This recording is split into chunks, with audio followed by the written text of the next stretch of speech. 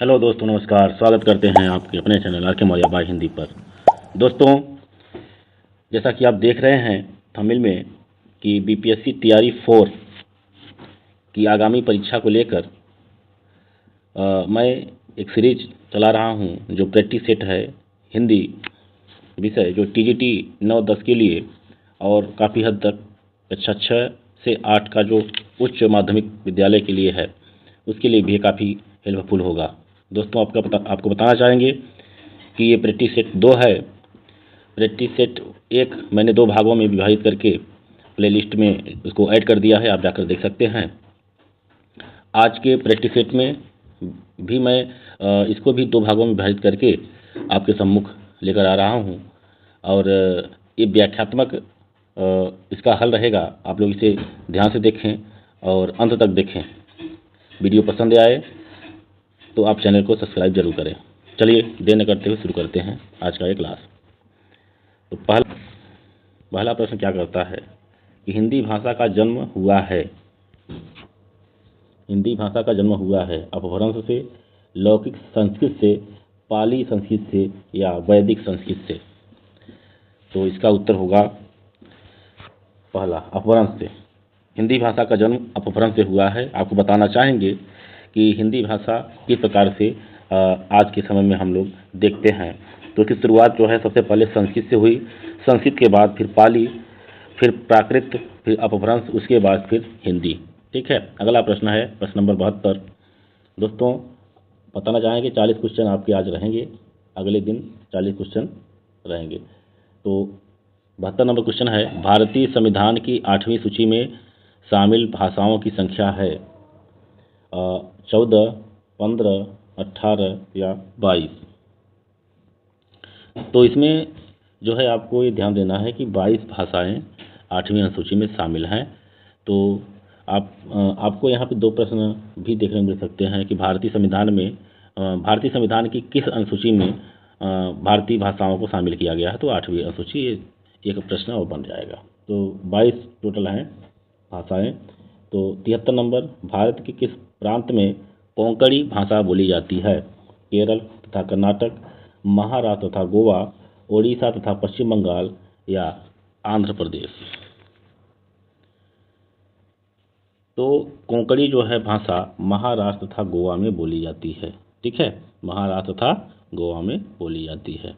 देखिए, आपको बताना चाहेंगे महाराष्ट्र के दक्षिणी भाग, कर्नाटक के उत्तरी भाग तथा केरल के कुछ क्षेत्रों में ये बोली जाती है। कोंकणी भाषा आर्य भाषा परिवार से संबंधित है।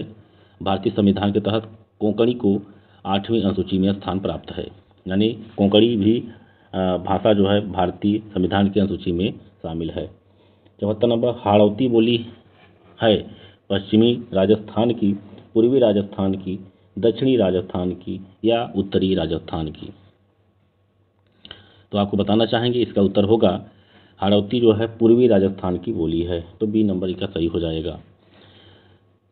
देखिए, पश्चिमी राजस्थान की बात करें तो पश्चिमी राजस्थान जोधपुर की खड़ी राजस्थानी, इटकी, थलती, बीकानेरी, बागड़ी, शेखावटी, मेवाड़ी, खेराटी, हाँ, ये सभी बोलियां हैं।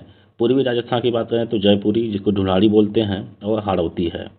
उत्तरी राजस्थान की बात करें तो मेवाती और जो है अहिरवाटी, ये बोली होती है। दक्षिणी राजस्थान की बात करें तो मालवी और निमाड़ी, ये दक्षिणी राजस्थान की बोली है। जी, अगला प्रश्न है प्रश्न नंबर 75। कन्नौजी बोली मुख्य रूप से निम्न में से कौन सी जिले में बोली जाती है? कानपुर में, इलाहाबाद में, फर्रुखाबाद में या मुरादाबाद में? जी, तो कन्नौजी जो कन्नौज जिले के आसपास जो जिला है वहाँ पर बोली जाती है, तो ये फर्रुखाबाद हो जाएगा। तो कन्नौजी बोली मुख्यतः फर्रुखाबाद जिले में बोली जाती है। कन्नौजी जो है पश्चिमी हिंदी उपभाषा के अंतर्गत आती है। यह बोली कन्नौज एवं उसके आसपास के क्षेत्र इटावा, पीलीभीत, शाहपुर, हरदोई, वहाँ पर भी बोली जाती है। प्रश्न नंबर 76। भाषा के आधार पर भारतीय राज्यों की पुनः संरचना की गई थी। कब की गई थी? साल 1952 में, 1953 में, 1954 में या 1956 में? तो आपको बताना चाहेंगे कि भाषा के आधार पर भारतीय राज्यों की पुनर्संरचना हुई थी साल 1956 में। अगला प्रश्न है 77। सितंबर माह में 10वां विश्व हिंदी सम्मेलन भारत के किस शहर में आयोजित किया गया था? तो नागपुर में कि भोपाल में कि नई दिल्ली में कि जयपुर में? प्रश्न नंबर 77। तो 10वां विश्व हिंदी सम्मेलन भारत के मध्य प्रदेश में, ठीक है, मध्य प्रदेश के भोपाल शहर में आयोजित किया गया था। इसका उद्घाटन प्रधानमंत्री नरेंद्र मोदी के द्वारा किया गया। प्रथम विश्व हिंदी सम्मेलन की बात करें तो जनवरी साल 1975 के नागपुर में आयोजित हुआ था। तो प्रथम जो है नागपुर में हुआ था जनवरी 1975 में। नंबर 78। हिंदी के लिए अब तक प्राप्त ज्ञानपीठ पुरस्कार हैं, कितने हैं? 8 हैं, 9 हैं, 10 हैं या 11 हैं? बहुत महत्वपूर्ण क्वेश्चन है। तो आपको बताना चाहेंगे साल 2016 तक की बात की जाए, साल 2016 तक तो 9 ज्ञानपीठ पुरस्कार प्राप्त हो चुके हैं। वर्ष 2017 के लिए यह पुरस्कार कृष्णा सोबती को प्रदान किया गया, जो हिंदी का 10वां ज्ञानपीठ पुरस्कार है। हिंदी का प्रथम ज्ञानपीठ पुरस्कार साल 1968 में सुमित्रानंद पंत जी द्वारा लिखित चिदंबरा जो है रचना को मिला था। महादेवी वर्मा हिंदी की पहली कवियत्री हैं जिन्हें वर्ष 1982 में उनकी कृति जो है यामा पर ज्ञानपीठ पुरस्कार दिया गया था। अगला प्रश्न है 79 नंबर, मिलान है। निम्नलिखित रचनाओं को उनके रचनाकारों के साथ सम्मिलित करिए। तो पर्वत चिंतामणि, रसमल छंद, ठीक है, इसको मैं बता दूं कि कौन सा आंसर सही होगा। तो इसमें कूट दिया है, तो कूट में एक बात करें, मैं इसे बता दे रहा हूं। तो यहाँ हो जाएगा प्रबंध चिंतामणि जो है, प्रबंध चिंतामणि ये जो रचना है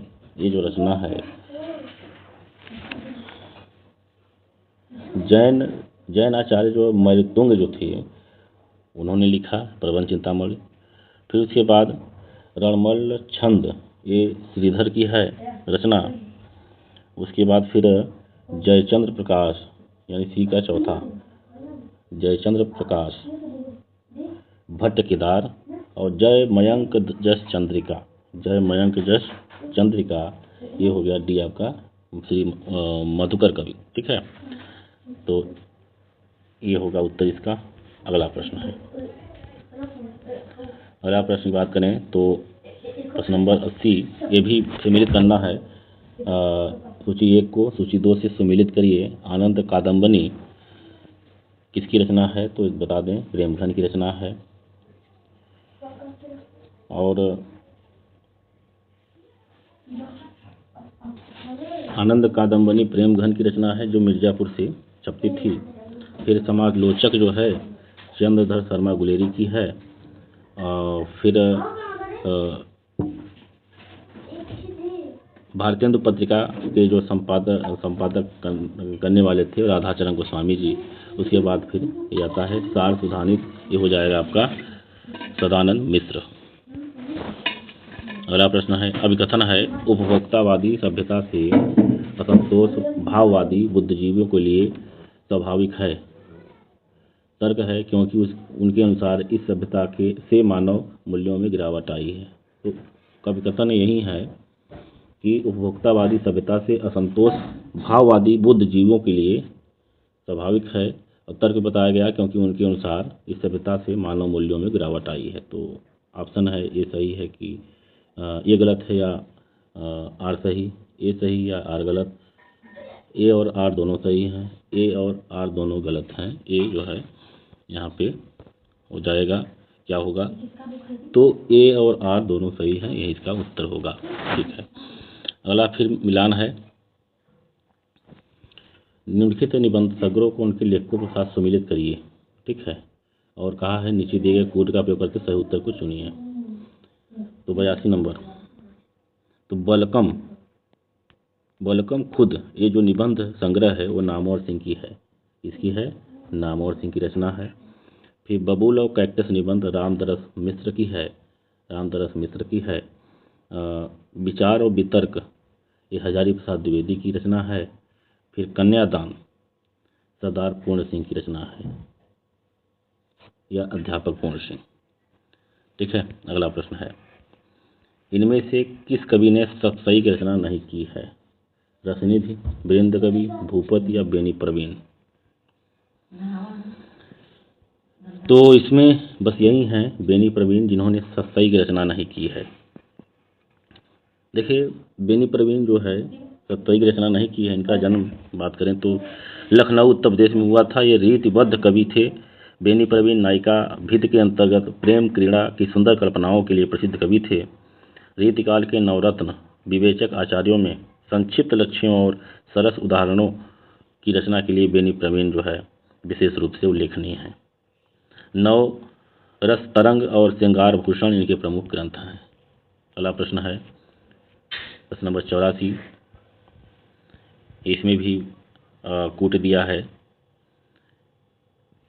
इनकी रचनाओं को उनके आश्रयदाता राजाओं के साथ सम्मिलित करिए। चंद्रबरदाई, चंद्रबरदाई आप सभी जानते हैं, पृथ्वीराज चौहान, ठीक है। फिर इसके बाद फिर बिहारी जी, बिहारी जो है मिर्जा राजा जयसिंह के दरबारी कवि। जगनिक की बात करें तो परम दर्दी देव, ठीक है। और जो है परमाल दासों की रचना, महोबा के राजा परमदीर देव के दरबारी कवि थे, ठीक है।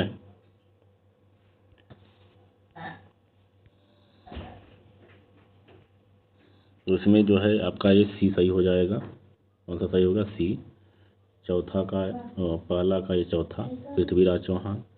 दूसरा का हो जाएगा डी का, अगर देखें तो छत्रसाल भूषण का। फिर बात करें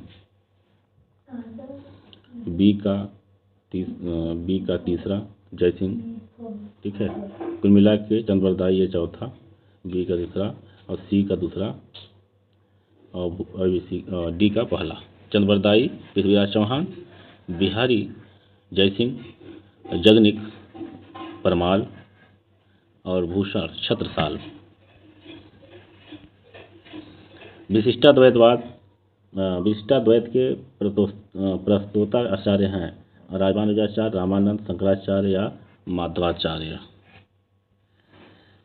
तो विशिष्टाद्वैतवाद के जो प्रस्तोता हैं वो हैं रामानुजाचार्य।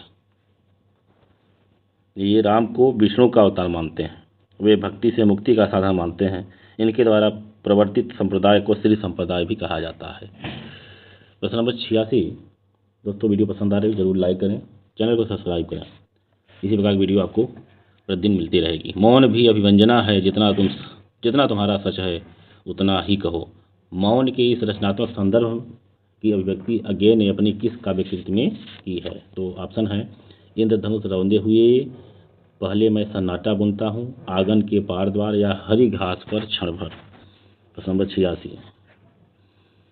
तो ये जो कथन है, ठीक है, ये इंद्रधनुष रौंदे हुए, इसमें जो है मौन के रचनात्मक संदर्भ की अभिव्यक्ति अज्ञे ने की है। अब इसका जो रचना काल है वो है 1957 में, ठीक है। जितना तुम्हारा सच है कविता से ली गई है। अगला प्रश्न है 87 नंबर। कविता कवि व्यक्तित्व की अभिव्यक्ति नहीं, व्यक्तित्व से पलायन है, यह कथन किसका है? कविता कवि व्यक्तित्व की अभिव्यक्ति नहीं, व्यक्तित्व से पलायन है, यह कथन जो है टी.एस. इलियट का है। किसका है? टी.एस. इलियट। ध्यान रखिएगा, ये प्रश्न बार बार परीक्षाओं में पूछे जाते हैं। अब यहाँ पे कथन है दार्शनिकता और अनुभूति संपन्नता से ही व्यक्तित्व का सामाजिकरण नहीं हो जाता, ठीक है। क्योंकि व्यक्तित्व के सामाजिकरण के लिए अपनी शक्तियों को मानव कल्याण और सामाजिक कार्य की ओर उन्मुख करना होता है। तो ये कथन है, बताइए कि क्या सही होगा? ए सही होगा, आर गलत होगा, या ए गलत और आर सही, ए और आर दोनों सही, या डी ए आर दोनों गलत? तो ये दोनों सही होंगे, ध्यान रखिएगा, पढ़ेंगे तो खुद ही मालूम हो जाएगा, ठीक है। 89 है हरि अनंत हरि कथा अनंता, कहीं सुनहि बहुविधि सब संता। राम कथा के प्रसंग में तुलसीदास ने यह बात किससे कहलवाई है? किससे कहलवाई है? राम कथा प्रसंग में तुलसीदास को स्वयं को उक्ति, तुलसीदास की स्वयं की उक्ति है या काकभूषुंडी को, ठीक है, या याज्ञवल्क्य को या शिव को? 89 नंबर। तो आपको बताना चाहेंगे यह जो कथा है, प्रसंग है, ये शिव को जो है, शिव से कहलवाई है। हरि अनंत हरि कथा अनंता, कहें सुनहि बहुविधि सब संता। राम कथा प्रसंग में रामचरितमानस ग्रंथ में तुलसी ने यह उक्ति यानी बात शिव से कहलवाई है। इस दोहे का अर्थ है कि श्री हरि अनंत हैं, उनका कोई पार नहीं पा सकता और उनकी कथा भी अनंत है। सब संत लोग उसे बहुत प्रकार से कहते सुनते हैं। श्री रामचंद्र जी के सुंदर चरित्र करोड़ों कल्पों में भी गाए नहीं जा सकते, ऐसा जो है बताया गया। अगला प्रश्न है, प्रश्न नंबर बात करें तो 90 है। इनमें से रामचंद्रिका किसकी रचना है? ठीक है, बहुत सरल क्वेश्चन है। पहला है सूरदास, दूसरा है केशवदास, तीसरा है रसखान और चौथा है भूषण। तो रामचंद्रिका जो रचना है वो केशवदास की है। किसकी है? केशवदास की रचना है। अगला प्रश्न है,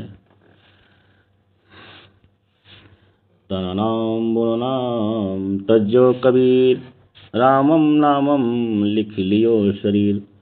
मूसी मूसी रो कबीर की माई, ए बारीक कैसे जीवन खुदाई। ये उक्त पंक्तियों में प्रयुक्त मूसी मूसी का भावार्थ यही पूछा है कि मूसी मूसी का मतलब क्या है। तो ऑप्शन है मन ही मन रोना, सिसक सिसक कर रोना, दहाड़ मार कर रोना या किसी का गुण करते हुए रोना। तो कूट यहाँ पर दिया गया है, तो कूट से आपको बताना है। प्रश्न नंबर 91। तो यहाँ पे डी वाला ऑप्शन सही होगा, ए और बी दोनों से, मन ही मन रोना और सिसक सिसक कर रोना, ये दोनों चीज़ें सही होंगी। 92 नंबर की बात करें तो कालक्रम की दृष्टि से निम्नलिखित ग्रंथों का सही अनुक्रम है। क्या है सही अनुक्रम? यही पूछा है। भाव विलास, काव्य निर्णय, रस रहस्य, जगत विनोद, रस रहस्य, रह रहस्य, भाव विलास, काव्य निर्णय या जगत विनोद, भाव विलास, काव्य निर्णय, जगत विनोद या रस रहस्य, काव्य निर्णय, रस रहस्य, जगत विनोद या भाव विलास। 92 नंबर। तो इसका ऑप्शन होगा बी। ठीक है, क्या ऑप्शन होगा? बी। तो कालक्रम दृष्टि से ग्रंथों का सही अनुक्रम यही होगा बी, क्योंकि रस रहस्य की बात करें तो ये जो है 1600, ठीक है, 1600 एक मिनट 1670 में, ठीक है, कुलपति मिश्र द्वारा। भाव विलास की बात करें तो 1689 में, 1689, ये 1689। फिर उसके बाद बात करें काव्य निर्णय तो 1746 में। फिर जगत विनोद सबसे लास्ट में रहेगा, पद्माकर द्वारा रचित। ठीक है, अगला प्रश्न है। फिर जो है निम्नलिखित कवियों को उनके जन्म स्थान के साथ से मिलित करना है। ये बहुत ही अच्छा प्रश्न पूछा गया है। 93 नंबर। तो इसमें क्या हो जाएगा? तो इसमें हो जाएगा गुरु नानक इसमें होंगे, ठीक है,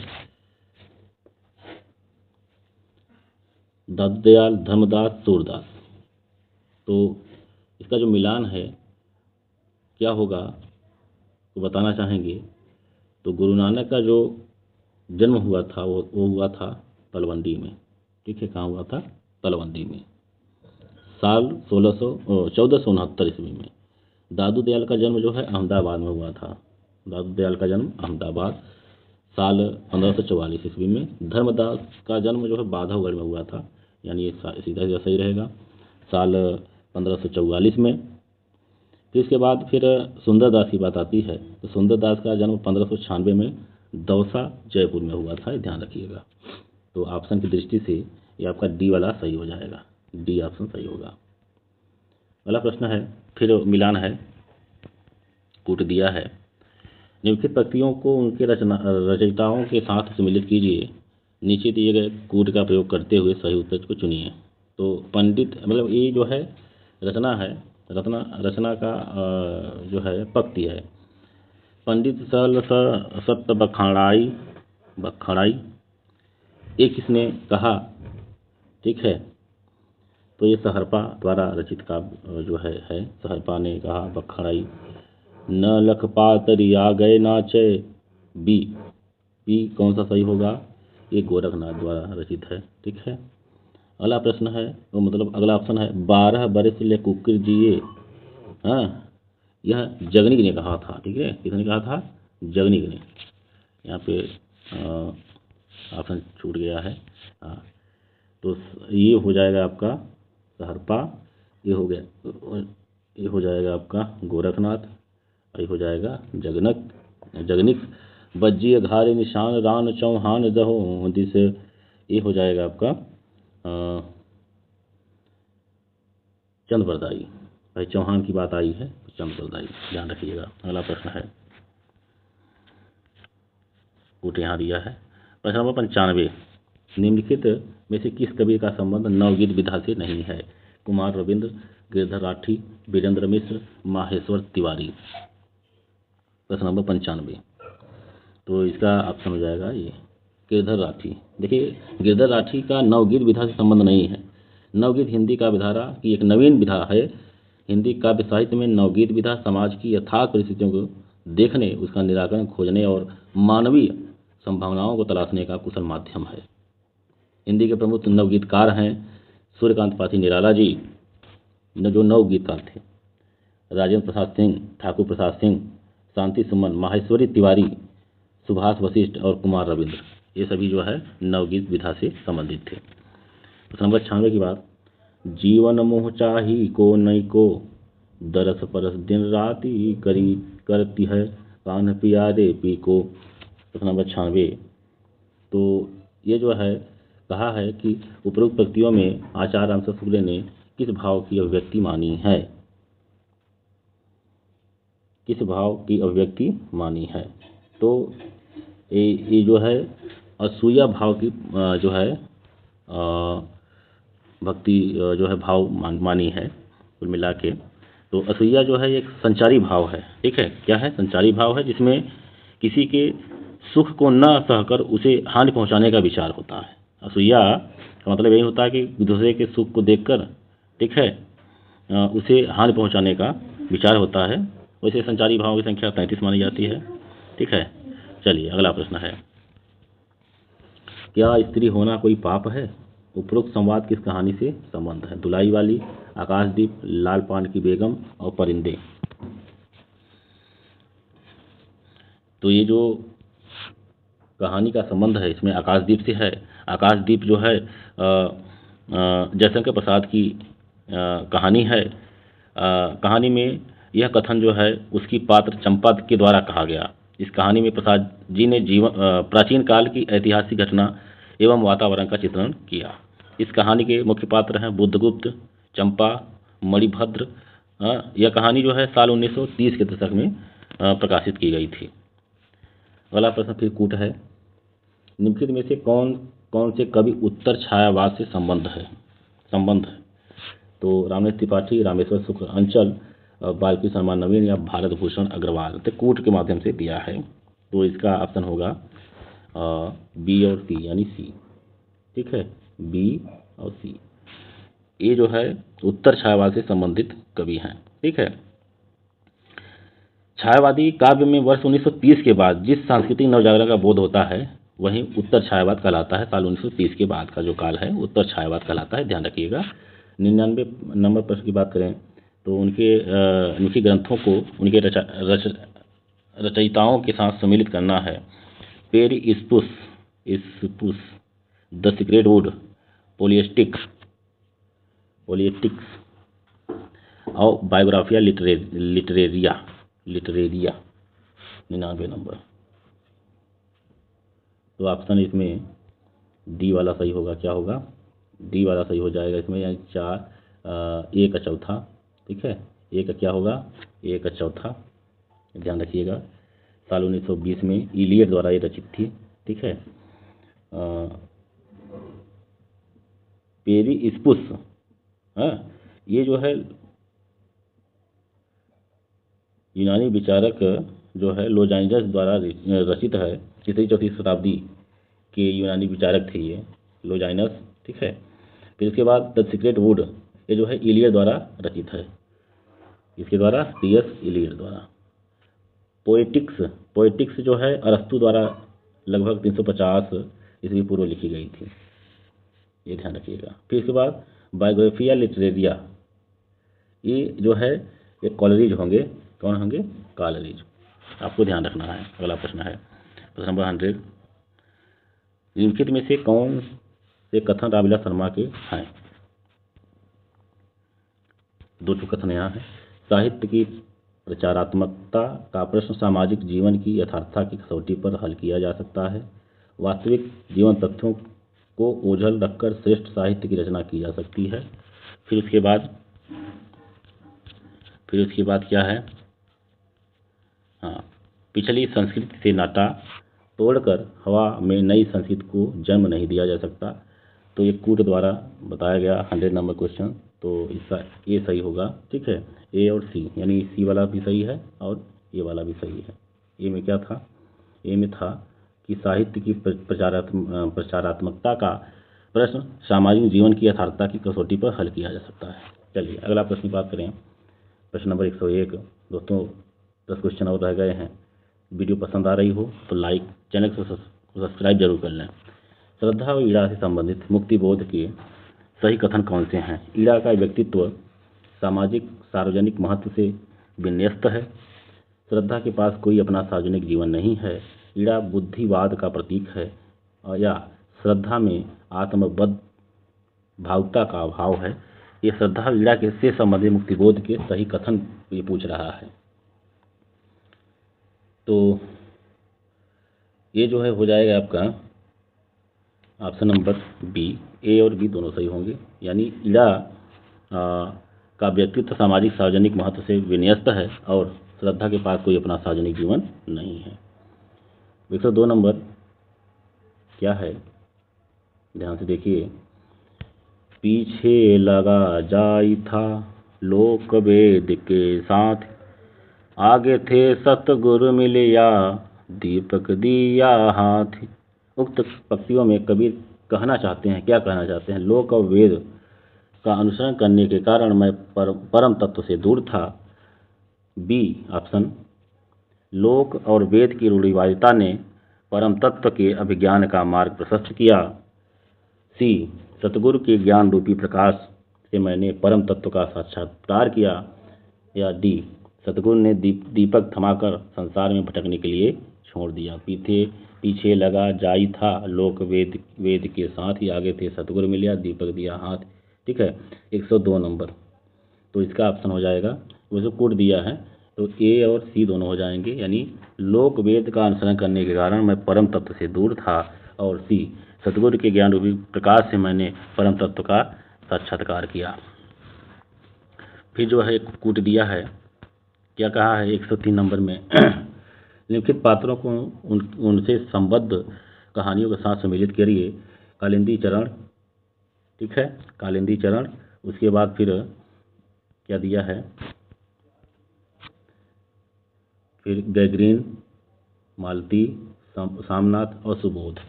103 नंबर क्या हो जाएगा? तो आपको बताना चाहेंगे ऑप्शन नंबर ए सही होगा, ठीक है। कौन सा? ए सही होगा। इसमें है ए का दूसरा, यानी कालिंदी जो है, कालिंदी चरण जो है पत्नी, ठीक है। और बी का पहला मालती गैग्रीन, मतलब एक कहानी है उससे संबंधित पात्र हैं।